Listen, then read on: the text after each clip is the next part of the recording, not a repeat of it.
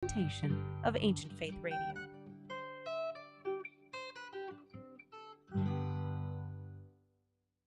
Christ is in our midst. He is and ever shall be. You're listening to Ancient Faith Radio, timeless Christianity 24 hours a day.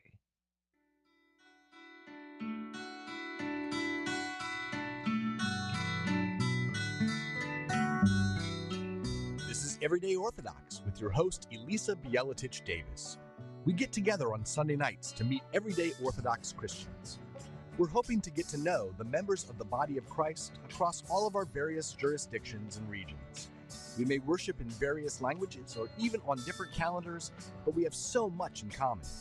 Come get to know someone new and see how they're living out this Orthodox faith in another corner of the world. After all, every person is an icon of Christ, and as we'll see, every person has a story to tell. If you have a question for tonight's guest, we invite you to call in and join the conversation at 1-855-237-2346. That's 1-855-AF-RADIO. Now, here's Elisa. It is Sunday, November 20th, 2022, and we're live on Ancient Faith Radio. I'm Elisa Bielatich Davis, and this is Everyday Orthodox. We get together on Sunday nights to get to know someone new, right? Another Orthodox Christian. I feel like we are so fragmented. Lately we're fragmented in our culture anyway, just politically and culturally in so many ways. But I think also that our orthodoxy in America is so fragmented because we have all these overlapping jurisdictions, right? So you can be, going to church every week at your wonderful Antiochian church and not even know that your next door neighbor is Russian Orthodox. You have no idea because you never see each other at church, right?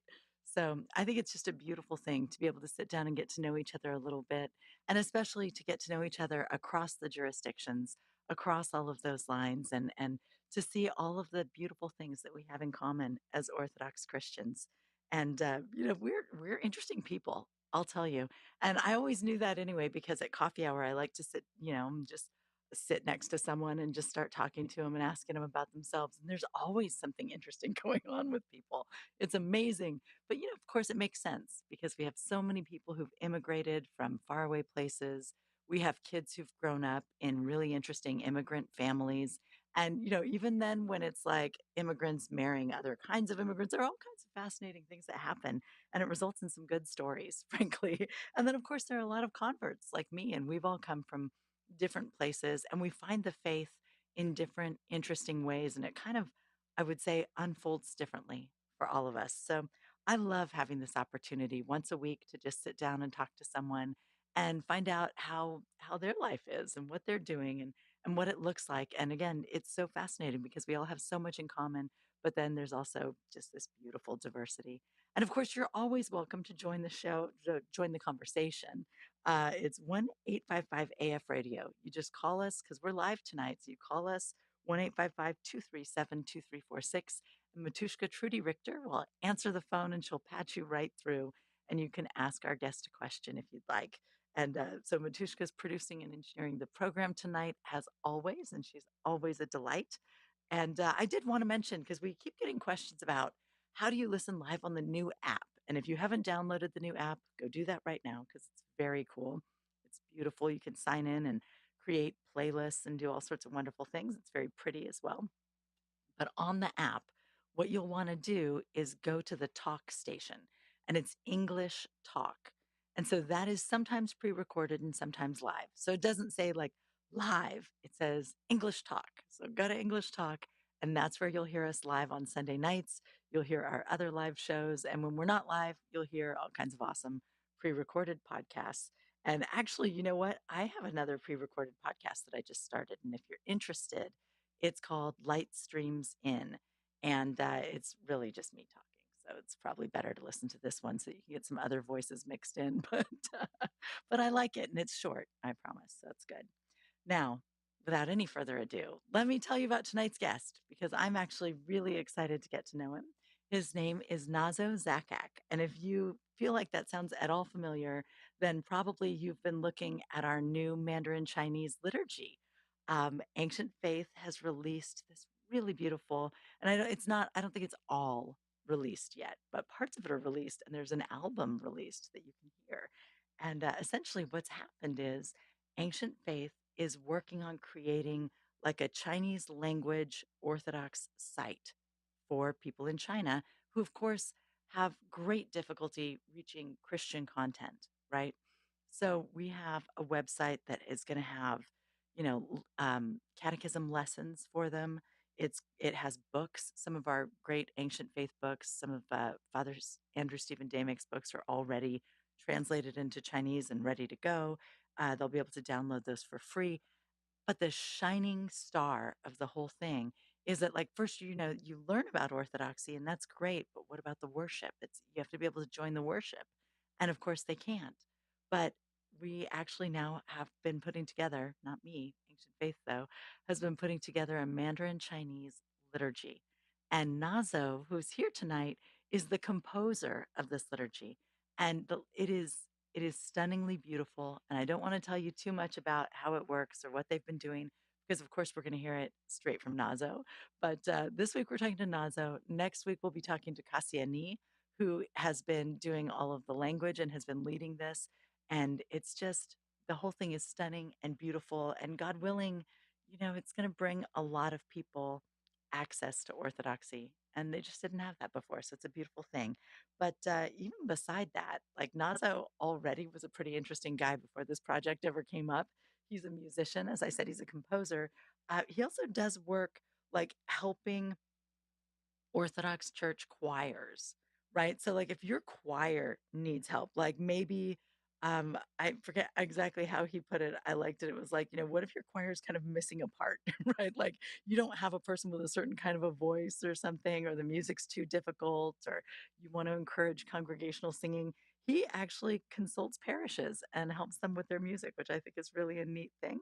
And he's also the father of three boys, and I happened to see a photograph of his boys, and they are adorable. So I just want to let you know that when he's talking about them, picture the cutest kids you could possibly picture, and those are his kids. So without any further ado, welcome to the program, Nazo. Oh, thank you very much for having me on.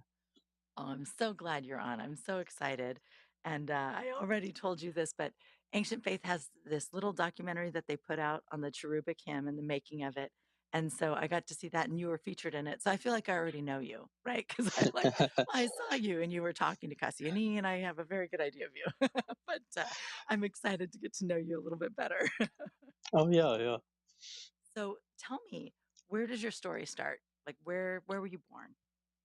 I was born in San Francisco, and I spent most of my life in San Diego, California. There, I got to when I was 11, around the time that my mom met well, technically my stepdad. He's always been my dad. Right around the same time, they discovered Saint Gregory of Nyssa Orthodox Church in El Cajon. It's a Greek parish, and so at around 11 years old, I started, being introduced to the Orthodox Church, and after that, we moved to Saint Anthony the Great, an Antiochian parish that has the famous Father John Braun being the pastor Right. there, the priest there, and so that was left a deep impression on me as a kid, as a teenager, especially. And well, after that, I'll just sum it up quickly. I met my wife. We lived in Orange County for a little bit, and then we just recently moved to Nashville, Tennessee. Wow, that's so great. But so okay, let's slow down though and come back then. So were you not Orthodox then? So you were converting in your preteens? Well, so my family is Lebanese. My mom was Right. born in Beirut, and she came over here to the States in the 80s. And so I grew up in the Catholic parish. And Okay. in Lebanon, th- there's no real, uh, I don't want to say distinction, but I can't think of a better word. There's no strong distinction between Catholic, Protestant, and Orthodox, because the the at the time there were bombings going off all the time. It was just a constant war zone, all Yeah. kinds of terrible things happening. And my mom has stories of, just as a young girl, 6 years old, walking to school, and she just felt a voice tell her, cross the street right now, and she did, and the building that she would have been walking in front of just blew up at that moment. Like that was walking on the way to school, right? Wow. And so when I think when you're confronted with that urgency, and you realize, well, I guess how a short life can be, and how precious life is, you don't spend time really squabbling over Right. things like that, So um, That's true. so That's really yeah, true. and Yeah, so that's interesting. I remember back in the 80s, growing up not Orthodox and not knowing anything really about Lebanon, Beirut mhm. was just synonymous with wars. And like you just always heard about bombings in Beirut, and Oh yeah. it was always awful. And that's a hard way to grow up. Do you feel like you can see that in your mom, that like even today that you can see that she kind of grew up in this really difficult way? Or is she, you can't tell? Because some people you Oh, really can't tell. oh no. No, well, no, I can tell. I mean, she's my hero. Like she absolutely is my hero because she grew up in a war zone. She she lived through a terrible kind of abusive first marriage, and had the courage to, when I was born, to find a better situation for me. She worked full time and went to school, to San Diego State University full time, both full time, while Wow. raising me. And then when she met my dad, she gave all of that up. She had a great career, and she gave all of that up to homeschool me and my sisters. And when you've worked that hard for something, like I can't even imagine. So yeah, Wow. she's my Wow. hero, and I can tell she has Yeah. that type of strength and resilience. I mean, that is heroic. That's amazing. And it's Yeah. beautiful. I love how you see this way that she was able to pick up and protect you, right? Because here's an abusive environment, and there's some way in which she couldn't protect herself, but when you were involved, she Hmm. protected you, right? Like that's very Yeah. beautiful. And then, of course, I Oh, can see where she could give it up, though, because I bet going to school and working on the career and all of that, it was really about providing you with a good life. So then, when she had the opportunity to instead homeschool you and be 100% attentive to you, it was like, great, that's perfect because that accomplishes the same goal, but better. Right. So it's like, yeah. I can see where I bet in her head, it was like, no, no, no, this is the same thing. And I can always go back to a job later. That's not nearly as interesting as you are. And so thank Yeah. God. What a neat Yeah. mom you have. Oh my Oh goodness, yeah. that's She's lovely. awesome. Oh, Yeah. that's And really neat. it's funny because I see it, as I'm a kind of a new parent right now. I think I still feel like I'm a new parent, even though I've been one for 3 years. But these lessons that my parents would try to teach me in my teenage years, I see them coming to fruition now. Like I'm understanding now in my mid 30s, what they meant, and what it means to sacrifice for your kids.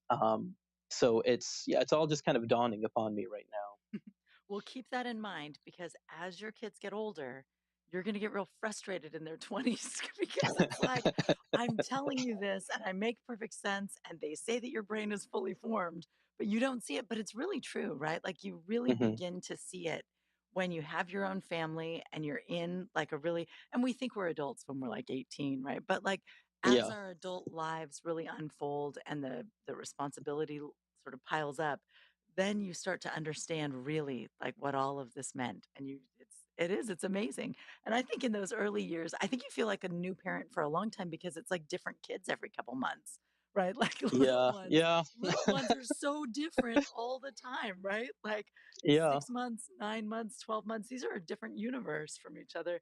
Eventually that'll slow down and you'll feel like an old pro, but Yeah. Well, my 5-year-old now he's brilliant, and he's learning to read at a much faster pace than they're teaching him at school. And so my wife and I, we can't even spell things out right now. He'll just pick up on it, and So it's making It's it, gonna have to be a foreign language. You're gonna have to yeah. be like, everybody learn French Yeah. and don't tell the kids what it means. Yep.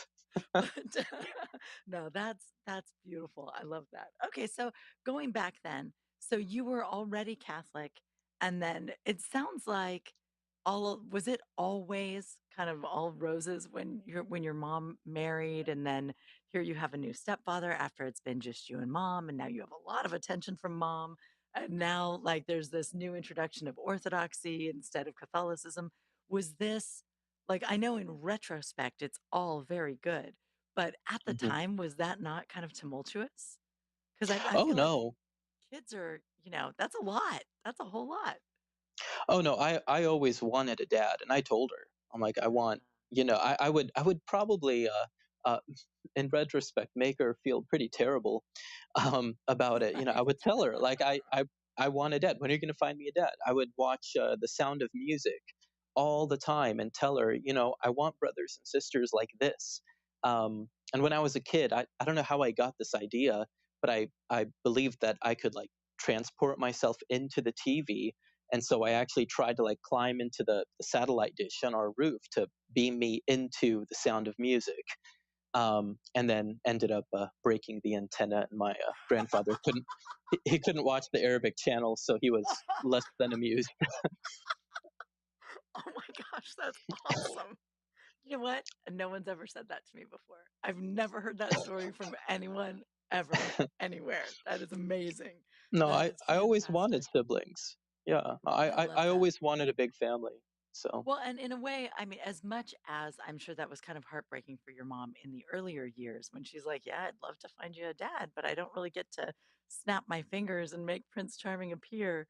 But yeah. then once she got married, how beautiful for her, because that Oh is yeah. always a difficulty, right? Like she wants to get married, she wants to have kids, she wants to do all these things, but she doesn't want Hmm. to break your heart. And so it's like, oh, perfect.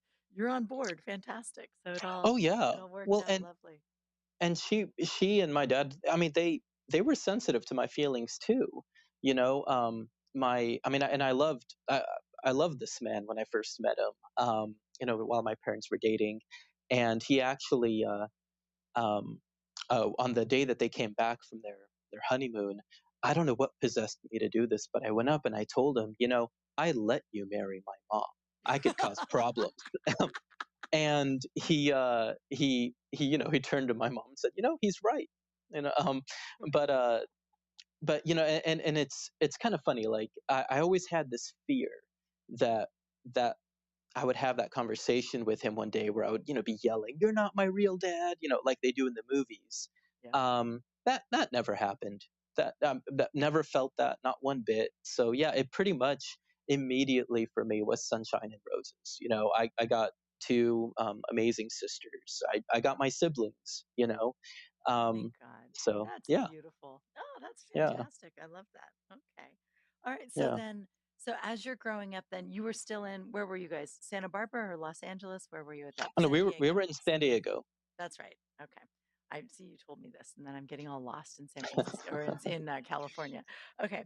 So Yeah. you were in San Diego, which is possibly one of the best places on earth, as far as I can Yes. tell. I love San Diego. So Mhm. then, as you're growing up, like, were you already interested in music from the beginning, or is that something that kind of developed in you? Well, I took piano lessons early on. I think I was 7 years old. Um, I always loved improvising. I would just make things up on the piano, and it was an easy way to get out of actually learning to read the music and do the lessons. Um, but eventually in my high school days, I met a jazz pianist, and he was a professor at San Diego State University, and I just decided to become a jazz musician. And I told my parents this, ready for a full-on argument because they're both engineers. They're all about finding a practical job for you and not being a jazz musician.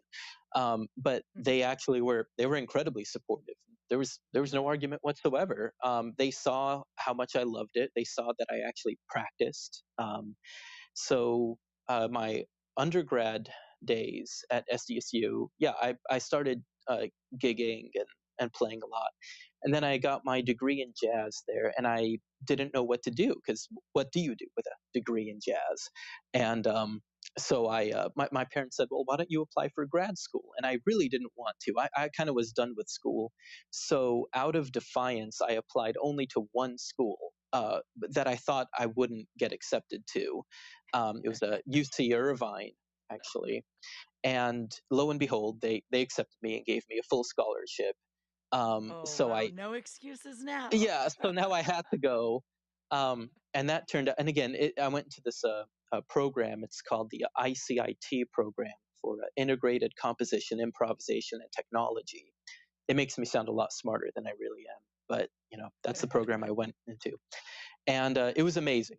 A lot of more higher end, learning, obviously. But during that time, I started touring professionally, and I got to play with some of my jazz heroes that I would hear on my CDs, and I got to do that. I toured and played New York. We played down in Mexico at some jazz and blues festivals. It was it was quite amazing. And then yeah, at the at the last tour down in Mexico, I think that was the height of my jazz days. I would be walking off the stage, and people would be, kissing my fingers as I'm coming down the stairs. Because of, and I was a good pianist. Um, but after that tour, something shifted in me, and I just said, I've done it. Like, as I was walking down the airport with my musician friends, I just said, this is it. This was my dream for being a jazz musician. I've done it, and I didn't need to do it anymore. And through a series of events, I got in a, I was involved in a car accident where my ear got hit by an airbag. And so that cost me a pretty big gig that I had lined up. I couldn't make it. And then I had some hand injuries, and I couldn't play the piano anymore. And so I met this a man at our church. This is at St. Anthony the Great. His name is Vladimir Morrison. He runs the company Musica Rusica. It's a Russian choral music publishing company. And he was the choir director at the church at the time. And I just was kind of aimless and lost and depressed. I didn't know what to do. I had these hand injuries, and I didn't want to be a jazz musician, but that's also all that I knew, how to do. And he offered me a job working at his company, and I got to see these scores by great Russian composers. And I was blown away. And I asked him, I'm like, are you allowed to write this in Orthodox music? We're allowed to do this? Because it sounded so colorful and dramatic, and everything that I heard had been Byzantine, which I love, and I still reference it in a lot of my music. But when I saw that Rachmaninoff actually wrote a liturgy and Tchaikovsky wrote liturgical music, and then there are these amazing composers that I think personally took it to new heights. It just, I became fascinated, so I started studying that. And Dr. Morrison started kind of teaching me the ins and outs of Orthodox music. Oh, that's so And cool.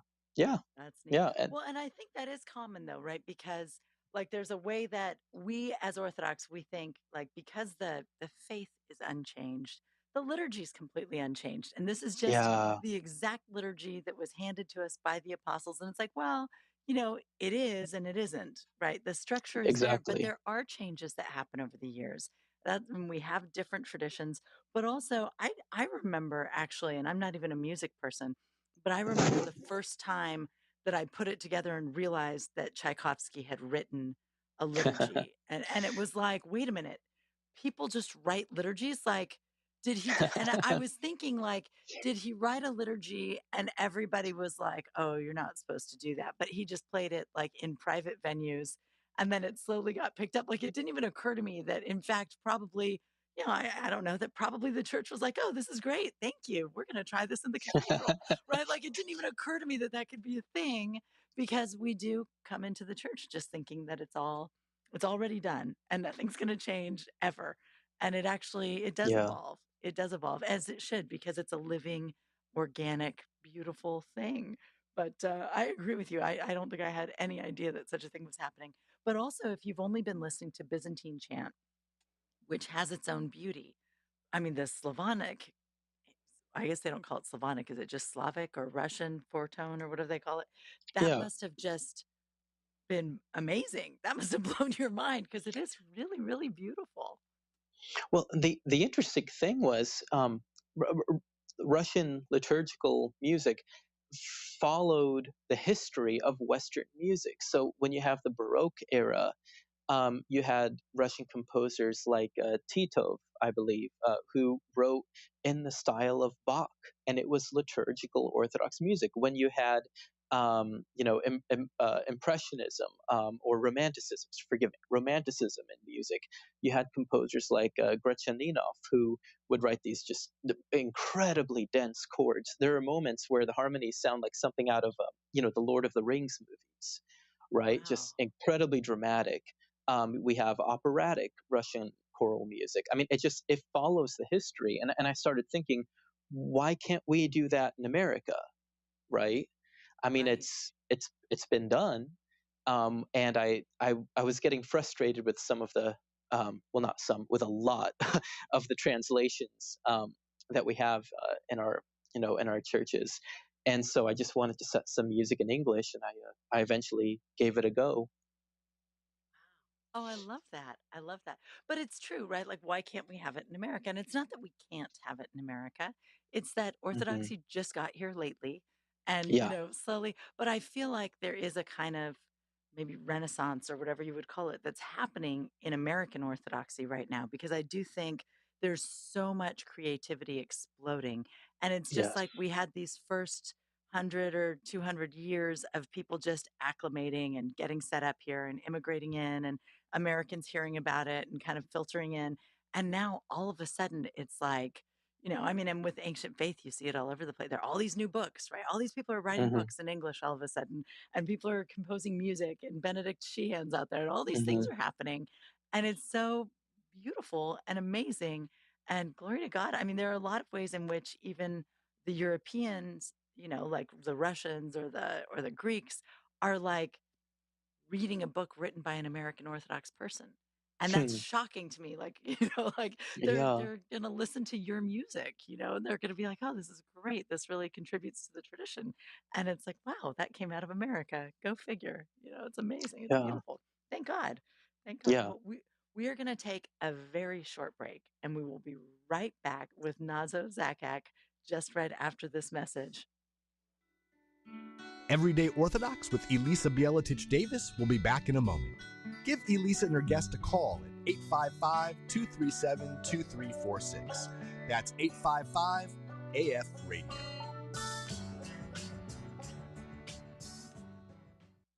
Hi, I'm Father Andrew Stephen Damick, and with my co-host Father Stephen DeYoung, I'm one of the podfathers behind the Ancient Faith Radio live call-in program, The Lord of Spirits. Father Stephen and I have been blown away by the overwhelming success and popularity of our little show about angels, demons, saints, and giants too.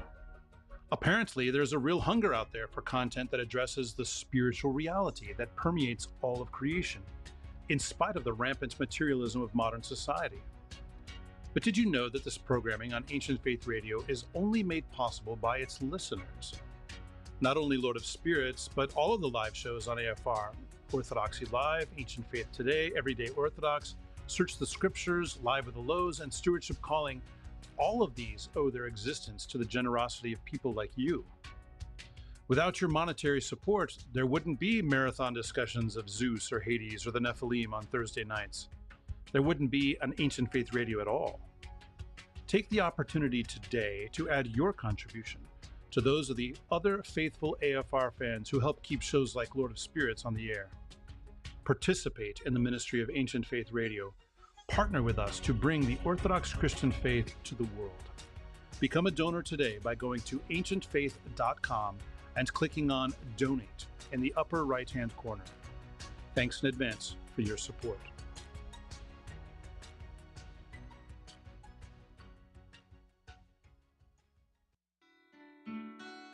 We're back with Everyday Orthodox with Elisa Bielatich Davis.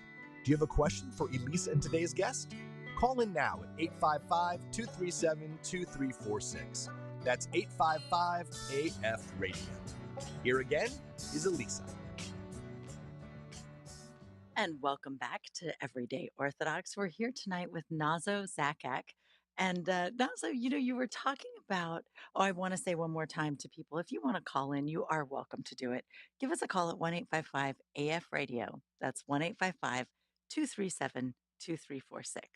But I don't want to hog Nazo, but no. So I loved, you were talking about how you had this really this sense that you were sort of finished with jazz, and then God kind of intervenes and shuts it down, right, Hmm. with this accident. And but I love, thank God you had that sense of it before that car accident, because while it is so difficult to go through that experience of not knowing where to go and what to do, and how these injuries are going to be a part of things and how it's all going to work out, at least thank God you had a sense that that chapter was finished before it really quite suddenly came to a halt. So I just Yeah. was thinking about, that's a nice gift that you received there in advance.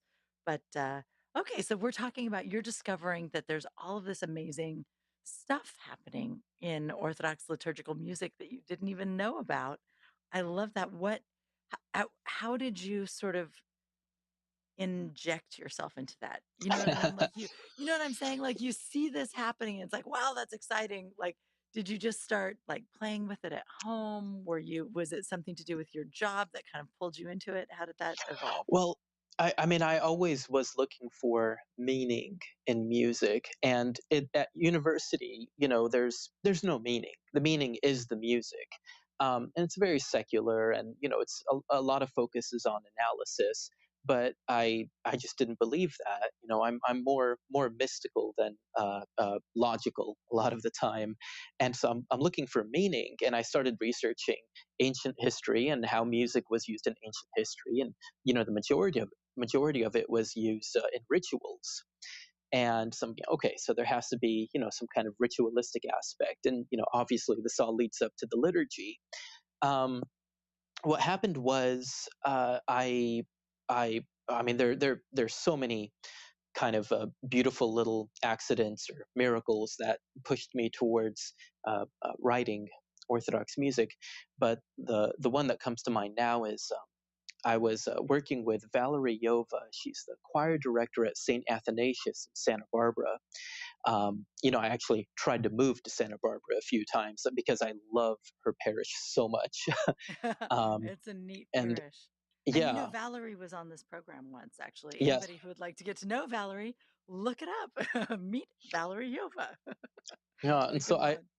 I spent about, I think, a month in Santa Barbara just working with her choir, and I had these hymns, and she looked at them and said, "Oh, this is, there's something good here." And so we workshopped them. We worked with her choir.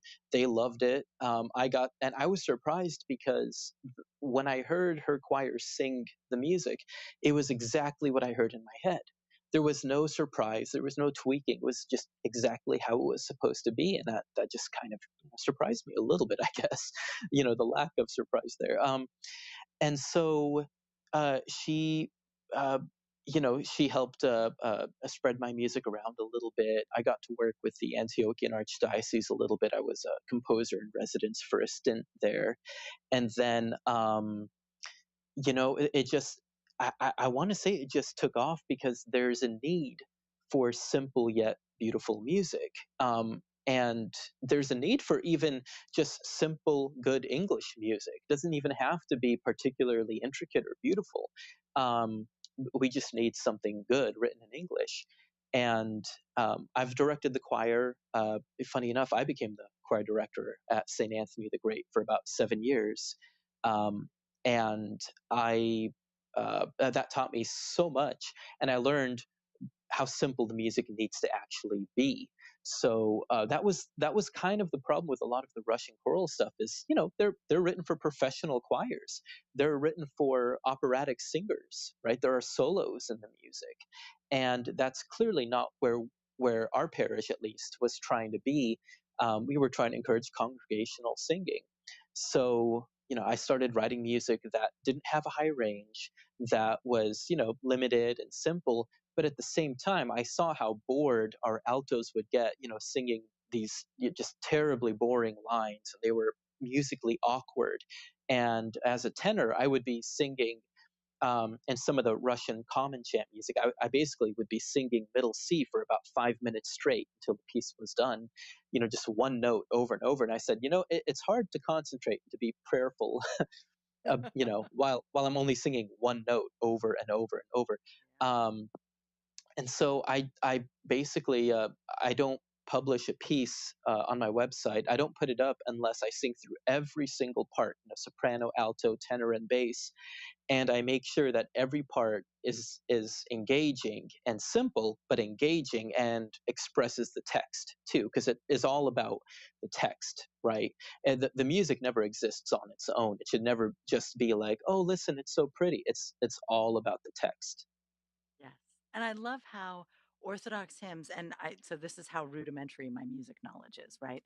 But I know that when I'm hearing in my church, my choir director has pointed out that very often, like you'll hear the music kind of going down when something negative is happening and coming up when something positive, that it's Yes. always trying to match and express. Like, tell me a little bit about how that works. Oh gosh. I just get. Or how about when you write it? How do Yeah. you do that? I'm sure Yeah. it's different in all the different ways, right? But Well, no, I just gave a workshop on that, an hour-long workshop. So yeah, I'm going to talk around it because I don't want to just redo my talk. But yeah, so I mean, my approach is I write out the words and I repeat them to myself over and over and over, and I research the hymn. Obviously, you make sure I understand every aspect of it. Look up the history of the saint who wrote it, if that applies. Um, and then I look at my natural stresses, right? Just for example, am I saying holy God, holy mighty, holy immortal, or am I saying holy God, holy mighty, holy immortal? And what does that imply, right? What am I focusing on? Because if I'm focusing on the words holy, well then my prayer is about the holiness of God. That's my meditation. If I'm focusing on the words God and mighty and immortal, then I'm focusing on the three persons of the Trinity. And how do I express that? And so it's easy to write a lot of music and have all these grand ideas, but then at the end of the day, once I have something that's written, you have to kind of just tone it down and kind of bring it back down to be practical. And that's the hardest part for me, because again, all my training has been to basically show off. I mean, as a jazz musician, I would show off how good I could be, what my techniques were. right. You try to get and I don't mean it in a kind of a vainglorious way. I mean, you're trying to interact with the band, right? And then suddenly it's not about you, right? There's Right. there are people that are going to sing along to this.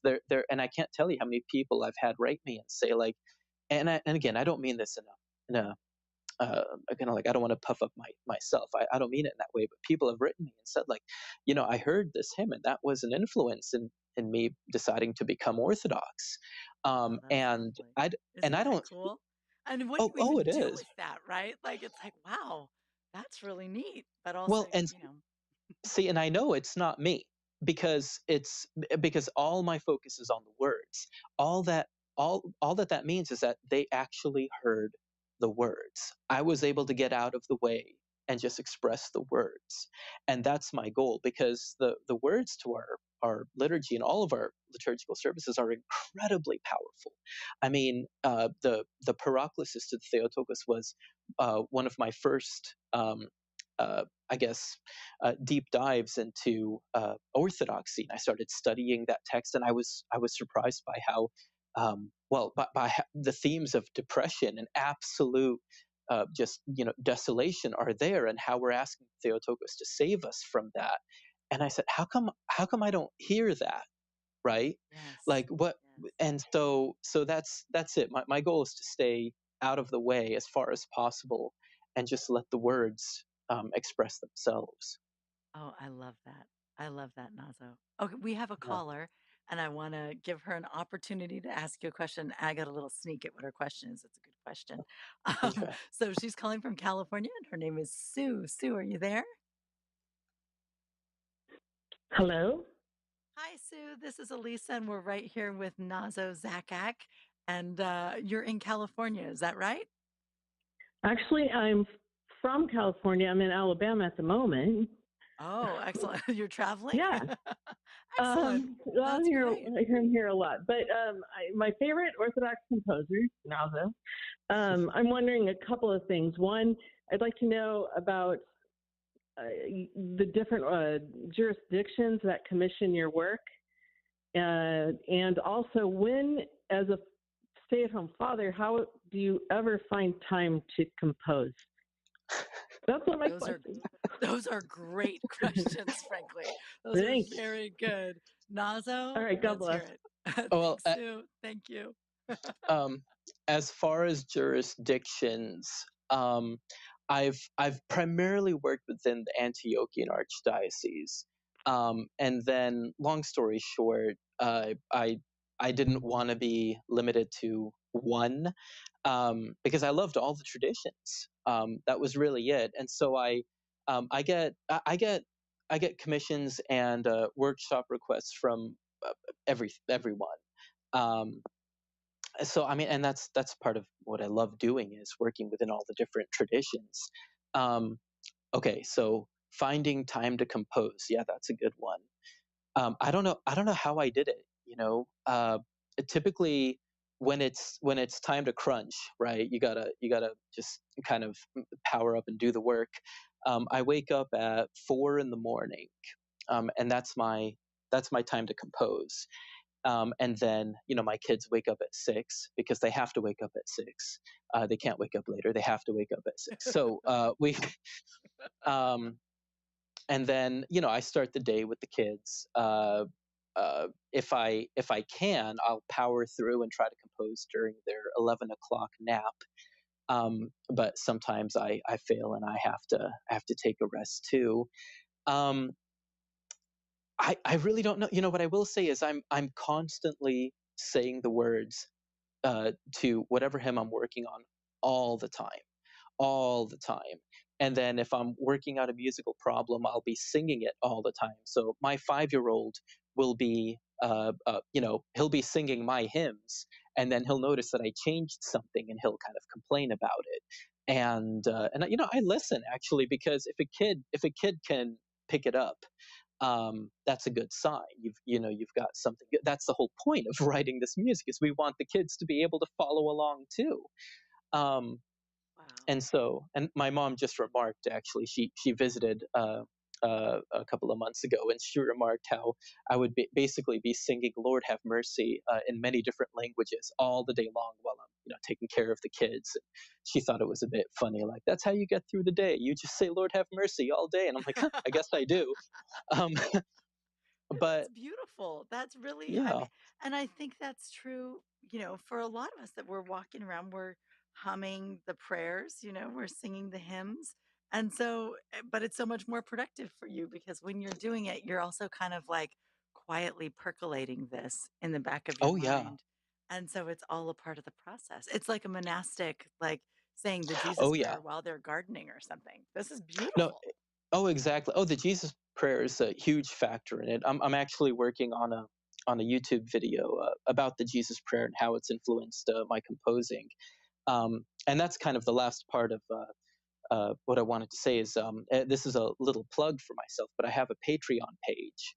It's at patreon.com/Nazo, and that's where I've been fortunate enough to have people who support me on a monthly basis, and it's given me the means to compose. Like, I don't think it would have been possible without that.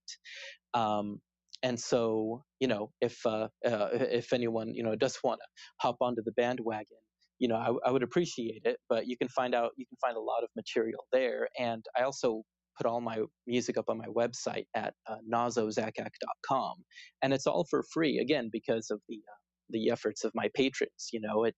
I want my music to be free for people and for churches to use, if it at all helps them. And through those efforts, I've also been able to work with churches that say are missing an entire bass section, and I'll say, all right, I'll arrange this hymn for you, and we can, or whatever hymn they need arranged. It doesn't particularly have to be mine, just so that they could, get through it in an easy way. Oh, that's fantastic. I love that. So Patreon, that's Mhm. www.patreon, right? Patreon, Correct. Patreon, how do you say it? Patreon? Yeah, Patreon. Patreon.com/ just Nazo, just That's right. Nazo. Oh, that's Hmm. super cool. That's really neat. I do think that that is a beautiful thing, like that we have this now where as your audience, we don't have to wait to be like, oh, you came out with a new CD. I'll buy your CD to support you. It can really just be like, here, you know what? I'm just going to send you a recurring gift, couple of Yeah. dollars, whatever it is, Yeah. $100, whatever it is, right? And you just sign up for that. And then if we signed up and say I was a supporter on Patreon, which actually I am, would you get, is there like a newsletter or something like that? Like, do we get to hear when you come out with something new? When something new comes out, when I get a new recording, yeah, patrons get it. And new videos come out, they get it first. So yeah, basically everything that I have, I'm going to give to my patrons. That's so cool. That's so neat. Okay, so tell me how you got involved with this Mandarin liturgy. So Oh where gosh. is it? Well, Were you just kind of like known to the people working on it, or did they find you online? Like what happened? someone who found me on Patreon, actually, Cassiani, she reached out and said, I love your music, and I think you're the person for this project that I have. And I went, okay, well, what's the project? And I mean, Cassiani is a monster of a musician, and she'll talk it down, but she has an incredible array of talents. And so, she told me about this liturgy in Mandarin Chinese, and I said, okay, uh, I love traditional Chinese music. I've studied it actually during my grad school days. Wait, you didn't even And know, she didn't know no, that when she contacted no, you? not at all, not Oh, at all. that's so nice. Look at that. Yeah, God just I puts know. everything together like that. That's amazing. And so she told me, okay, we're gonna write this liturgy, and we are co-composing it. The synergy is amazing because she wrote a piece that was all her. She wrote this Trisagion. That was all her melody, and I came in and kind of provided the chords, and we go back and forth. But the funny thing is, she wrote this melody, and I could have sworn that I wrote it because we just have this kind of same energy. And at one point, I turned to her. I'm like, "You wrote this, right?" She goes, "Yeah." Good job. Like I thought it was my piece. Um, I love and that. so yeah, and so she told me, we need to we spend a lot of time praying. That's how this gets done. It's a lot of time praying and just listening and making many attempts at one piece. I can't tell you how many iterations of the first great litany and the first antiphon we went back and forth on. But then when we hit it, she said that this feels like coming home. Like this is it. We finally found it, and that provided the impetus for the rest of the music that we're continuing to work on. And I think she chose me because my focus in composing is always about the liturgical aspect. It's never concert music, which is, by the way, fantastic. And I've written a few concert pieces, and I would love to do that again. But my focus is on what are the needs, right? And I'll adapt whatever music you give me, and I'll make it fit because it's not about me right now. And so I think that's why she brought me on. She sensed that, she knew that I put the liturgical aspect first and foremost, and then yeah. That's neat. And how do you feel? I mean, is it different writing for something knowing that this is going into China to reach out to people who really are forbidden from learning about Christianity and establishing new parishes and doing all the things that are so normal to us when we discover Orthodoxy here? you know I'm I'm kind of gonna chicken out of this answer because the truth is Okay. that when I really think about that, it shakes me, and Yeah. I can't. I just it gets in my head, and I can't. I don't No, I know. totally Like get I said, that. we only do it through prayer. I'm telling you. I mean, like that. There's no secret. It's a lot of hard work and just a lot of prayer and listening. But I think that's so orthodox, right? Like there's a sense in which it's just got to be like head down, do your best, do the most beautiful thing. God will do whatever he wants with it. You can't sit up and start thinking about what a profound thing this is. You just can't do that. That'll just break it. Yeah. It won't work. It won't Well, work. and it's funny. I just had a talk with a friend of mine. He's a rock musician, and he told me I was trying to encourage him to start writing some liturgical music.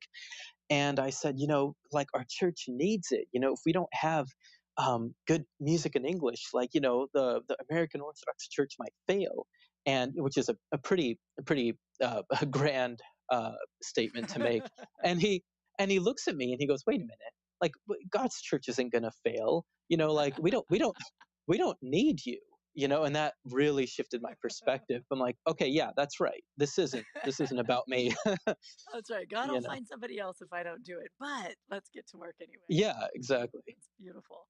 I love Yeah. that. We have another caller with another question for you. Kai, are you calling from California or just on a California phone? Just another California phone. That's the problem now with cell phones. It tells me where you're from, but it's not true. Oh, it's so funny. Well, Yeah, I'm also a California escapee. Me too. So, what's your question for Nazo? Sure. So, Nazo, going through your work, I've noticed that you have a very strong connection with the concept of theme and what's the thematic purpose of the words and the lyrics and the music. And so I'd like to hear more about your connection with theme in general in terms of your composing. Well, okay, so on theme, I think for me at least, it comes back to what is the purpose of music. And right now, most of the music that I listen to, I think people would be surprised. It's not jazz, it's not classical music, it's not pop music. I primarily listen to film soundtracks and video game soundtracks, because in an odd way, I think the function of the music is similar to hymn writing. You're trying to express something to convey to the congregation, and so it's not about like, what am I expressing for my own sake, right? How do I feel right now? What do I just want to express, right? It's about something else, right? If there's a dark scene in a movie, then the music needs to appropriately be dark and somewhat menacing, and so I see it that way a lot of the time. I see it primarily more as a role of function, right? And again, it just comes back to the words, and also it comes back to what is the liturgical action.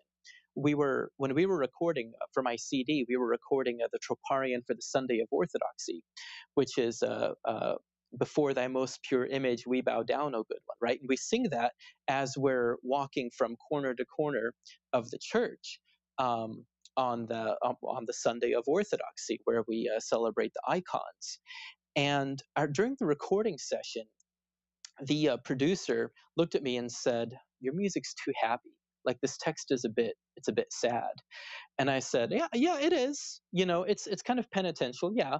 But at this point, we're marching. People are walking, right, from corner to corner of the church. And so, it needed to be at this tempo, and it needed to be something that was that could be sung while performing that liturgical action, right? So the music needed to be a lot simpler and needed to be at a somewhat walking tempo." That's neat. That's really fascinating. Oh, that's cool. Kai, thank you so much for that question. That's an excellent question. And Thanks for letting me ask it. I appreciate it. that's fantastic. Thank you for calling. And guess what? We have another caller, and we're just going to jump fast because we don't want to run out of time. Johnny, do you have a question for Nazo? Yes. Hey, Nazo. This is Johnny. Nazo and I know each other. Nazo actually taught me some music at University of St. Catherine's in San Diego. So, Oh, cool. hey, Nazo. Hey, Johnny. So I am just wondering if you know of any kind of future plans in America for kind of an opportunity for to encourage younger Orthodox Christians to compose some liturgical music and or just become more involved as a choir director, kind of similar to you, what you were saying earlier. I'm now a choir director, and it was never anything I thought I would be doing, and I kind of happened to be in some good places at some good times that helped encourage me to get there. But I feel like if we could set up something, I always kind of hope that Ancient Faith will kind of help plan some of the Pan-Orthodox stuff, but I know that they're so busy and there's so many demands already. But have you heard of any talks, or do you personally have any ideas on kind of what whether it's just like one diocese that invites Pan-Orthodox, or if there's actually a kind of official Pan-Orthodox event where people could come and be encouraged? And maybe there's already things like this that I haven't heard of. I know that the Antiochian Diocese does the Summer Music Institute, and that there's been some really good turnout with young people there. But that's kind of all I personally have heard of. So what do you think about that? Well, I'm not aware of anything. That's the short answer. But I would like to say I think it comes down to individuals actually doing something about it, and that's what I attempt to do. I'm not always the best at that, but I just we need to make sure that well, I'm always encouraging people to write hymns. Right now I'm talking with an artist actually who knows a little bit about music, and I'm encouraging her to try her hand at hymnography, to try her hand at writing poems, right? Liturgical poems as well. So I'm a big proponent of people kind of doing it on their own. And if the Holy Spirit wills that, sometime in the future it be accepted into the liturgical works of the church, then we let it be. But as of right now, I don't really know of any plans of anything to encourage that. So I think we just have to do it on our own. Yeah. Well, I'll tell you what, Johnny, I often say to people will say, oh, my parish doesn't have a good Sunday school. And I'm like, oh, well, the fact that you've noticed this need means that maybe you were called to do it. You just found something that's really needed. Like maybe it's time to put it together. Like why not? Why isn't it Yeah. you who puts it together? I think that'd be awesome. But Johnny, thank you so much for calling. And Nazo, thank you for being on the show. It's so beautiful to be able to talk to you. And I want to let our listeners know that Cassiani's coming on next week. So we're going to hear Yes. all about the same story from the opposite side, right? Like Yes. how she found you. But this has been really beautiful. Thank you so much for coming on the program. Oh, thank you. And I absolutely love your show. So thank you for all the work that you do.